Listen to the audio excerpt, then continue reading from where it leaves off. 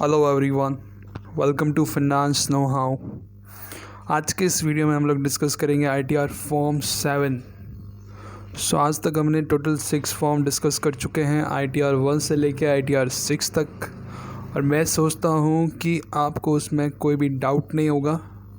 अगर फिर भी आपको कोई डाउट है उन 6 फॉर्म्स के अंदर, और अगर आपको कोई दिक्कत आ रही है उनको फाइल करने में, तो आप मुझे कांटेक्ट ज़रूर करिए, कमेंट सेक्शन में लिखिए, कुछ भी करिए, मैं आपकी हेल्प ज़रूर करूँगा, इंस्टेंट करूँगा। विदिन 6 to 7 आवर्स में आपको रिस्पॉन्स आ जाएगा अगर आप मुझे कमेंट या ईमेल पे कुछ मेल लिखते हैं। तो बात करेंगे आईटीआर 7 की इस वीडियो में। और प्लीज़ गाइस, मेरे चैनल को सब्सक्राइब ज़रूर करें। इससे क्या होता है कि मैं आपके लिए अच्छा कंटेंट बना पाऊँ। ठीक है, आपका ज़्यादा टाइम वेस्ट नहीं करते हुए हम स्टार्ट करते हैं आईटीआर फॉर्म 7 से।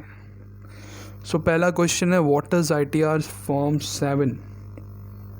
ये वो लोग फाइल करते हैं जो कंपनीज, इंक्लूडिंग कंपनीज, मतलब सारे लोग इंक्लूडिंग कंपनीज जो फॉल करते हैं 139(4)A, 139(4)B और 139(4)C एंड 139(4)D। अभी हमारा क्वेश्चन आता है कि ये चारों सेक्शन होती क्या है। इन सभी को हम आगे अच्छे से डिस्कस करते हैं।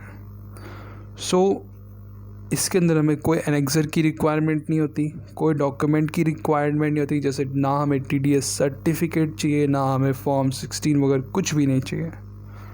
ठीक है, इसके अंदर कोई डॉक्यूमेंट की रिक्वायरमेंट नहीं होती जब हम ये वाला रिटर्न फाइल करते हैं। जो टैक्स पेयर है उनको एडवाइज है to match the taxes deducted, collected, paid और behalf on them with the tax credit statement from 26 AS। Now eligible कौन कौन होता है? 139(4)A, ठीक है, is required to file every person in receipt of income derived from the property held under the trust or other legal obligation wholly charitable and religious purpose. 139(4)A वो लोग होते हैं जो चैरिटेबल ट्रस्ट के अंदर registered होते हैं और वो प्रॉपर्टीज़ हेल्ड करके रखते हैं। किन पर्पज़ के लिए? चैरिटेबल पर्पज़ के लिए और रिलीजियस पर्पज़ के लिए। तो उनको फॉर्म जो भरना पड़ता है इनकम टैक्स का, वो भरना पड़ता है आईटीआर फॉर्म 7।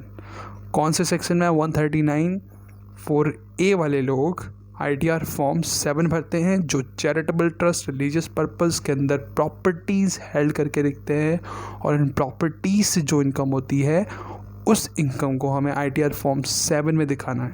ठीक है। सेकंड, 139(4)B क्या होता है? ये होती है पॉलिटिकल पार्टीज़।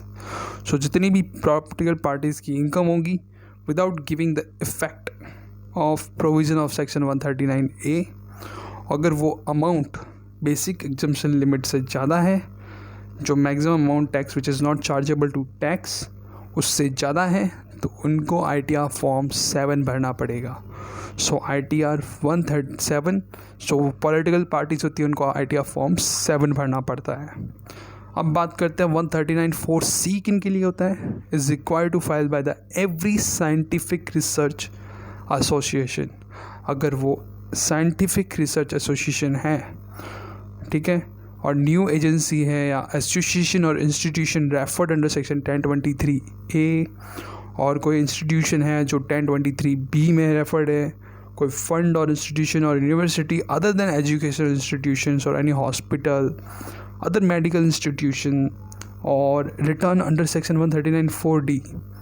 तो 4C के बारे में करें, वो जितनी भी इंस्टीट्यूट के बारे में हमने डिस्कस किया उन सबको आईटीआर फॉर्म 7 भरना है, और वो कौन से सेक्शन के अंदर आती है? 139(4)C के अंदर। बात करते हैं 139(4)D किन को भरना पड़ता है। एवरी यूनिवर्सिटी, कॉलेज और other institution which is not required to furnish return of income और losses under any other provision of this section, तो उनको 139(4)D में रिटर्न आईटीआर फॉर्म 7 भरना पड़ता है। अब बात करें 139(4)E में कौन कौन लोग आते हैं? Every business trust which is not required to furnish return of income और losses any of the provision of this section under section 139(4)F। So 4E उनके लिए जो बिजनेस ट्रस्ट जिनको रिक्वायरमेंट नहीं होती किन के अंदर रिटर्न भरने की, कोई भी अदर प्रोविज़न के अंदर, तो वो 139(4)E के अंदर ITR फॉर्म 7 भर सकते हैं। बात करें 139(4)E की, 4F की, must be file investment fund. अगर कोई इन्वेस्टमेंट फ़ंड है जो 115 UB के अंदर एक्सप्लेंड है या not required to furnish any other law, तो वो 139(4)F के अंदर ITR फॉर्म 7 भर सकते हैं। तो यहाँ पे डिटेल डिस्कशन है, कौन सा सेक्शन किस से बिलोंग करता है, उन सभी को हमने डिस्कस किया। 139(4)A से लेके 139(4)F तक टोटल 6 सेक्शंस हैं। 6 किन किन लोगों के लिए एप्लीकेबल होती है उनको हमने यहाँ पे डिस्कस किया। अब बात करते हैं what is the structure of ITR form 7। सो एक तो पार्ट ए होता है जिसके अंदर जनरल इन्फॉर्मेशंस होती है, और दूसरा होता है पार्ट बी जिसके अंदर आउटलाइन किया जाता है total income and tax computation with respect to income chargeable to tax. ठीक है, और इसके अंदर काफ़ी सारे शेड्यूल्स होते हैं जो हमने एक्चुअली हम फॉर्म देखेंगे तो समझ में आ जाएगा, वो इतने कॉम्प्लिकेटेड नहीं है, बट ये जो चीज़ें हैं वो इम्पॉर्टेंट है। वेरिफिकेशन का मेथड सेम, आपको सबसे पहले सारी इन्फॉर्मेशन वहाँ पे पुट करनी है और अपलोड करना है, उसके बाद वेरीफाई करना है। या तो डिजिटल सिग्नेचर से वेरीफाई कर सकते हो या जो भी मेथड है वेरिफिकेशन का उसके रिस्पेक्टिव आप वेरीफाई कर सकते हो। Still if you are having any problem during filing this form, आप मुझे कमेंट सेक्शन में लिखिए, मैं आपकी हेल्प ज़रूर करूँगा। और इसी तरह इनकम टैक्स से रिलेटेड आपको कोई भी क्वेरी हो, GST से रिलेटेड आपको कोई भी क्वेरी हो, CA फाइनल के ग्रुप 2 के कोई भी सब्जेक्ट में आपको तकलीफ़ हो, आप मुझे कमेंट सेक्शन में लिखिए, मैं आपकी हेल्प ज़रूर करूँगा। तो आज हमने टोटल लास्ट वाला फॉर्म जो इनकम टैक्स रिटर्न का है वो डिस्कस किया, और मैंने अपने पूरे चैनल में सारे 7 फॉर्म को डिटेल में डिस्कशन किया है, कौन सा आदमी एलिजिबल है वो वाला फॉर्म भरने के लिए। तो ये 7 वीडियोस देखने के बाद आपको कोई भी तकलीफ़ नहीं आएगी चूज़ करने में कौन सा फॉर्म किसके लिए एप्लीकेबल है।